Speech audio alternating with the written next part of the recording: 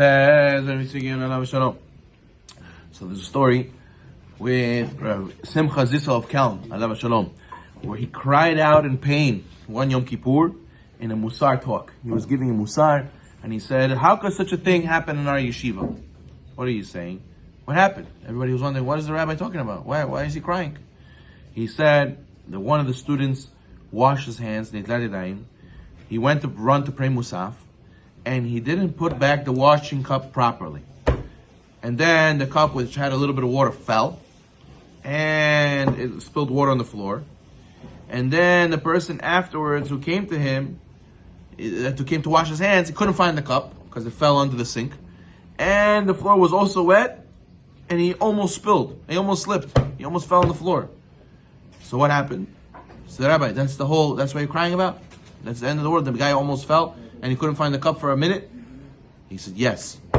That we inconvenienced somebody else, that you bothered somebody else because of your lack of respect for him and not putting it away properly. You were in a little bit of rush. You didn't wait till it landed properly. You just sort of threw it and ran away. For that, an infraction of thinking about the other person is something we have to cry about. It's something that it should bother us, he said, of Simcha Zissel of Kelm. And that's what the big lesson. You would think, okay, so what's a big deal? No. You cannot take into account things on the expense of others. Yeah, don't worry, they won't mind. Yeah, it's okay. You're not allowed to borrow without permission. You're not allowed to borrow people's time without permission. You're not allowed to borrow and make them stress without them allowing it. Who are you to decide for them? So therefore, he says, if you guys, it doesn't bother you that you did this, that means it won't bother you in bigger things, with money, with other situations.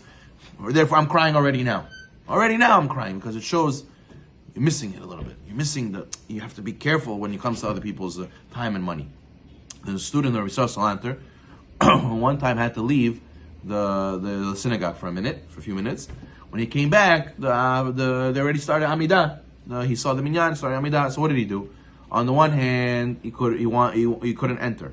When you walk in front of a person, you can't walk in front of a person who's praying Amidah. It's a suit. The Shekhinah is right there. On the other hand, he wanted to pray in the shul with the minyan. So what did he do? He said, I'll stand in the doorway. And I'll pray Amidah over there. That's a lot of times we experience this. When you come to minyan late and there's no room, you stand in the doorway, especially in a smaller room. What happened? Afterwards, the Rabbi Zino came to him and he says, you're a ganav. He says, I'm a ganav? Why you say that, Rabbi? He says, you're a ganav. He says, by you standing in the doorway, you blocked the flow of fresh air. You stole our fresh air from the whole minyan. You're a ganav. So then he started going, they said, no, what do you mean? He said, look what happened. You stood in the doorway for 10 minutes.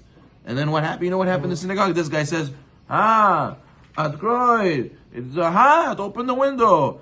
The other old guy said, no, I'm cold. What do you mean? I'm old. I have no warmth. Then the other guy says, put a sweater. You see, people started arguing, got stressed out. And then afterwards, they opened the window. The guy said, close the window. It's cold.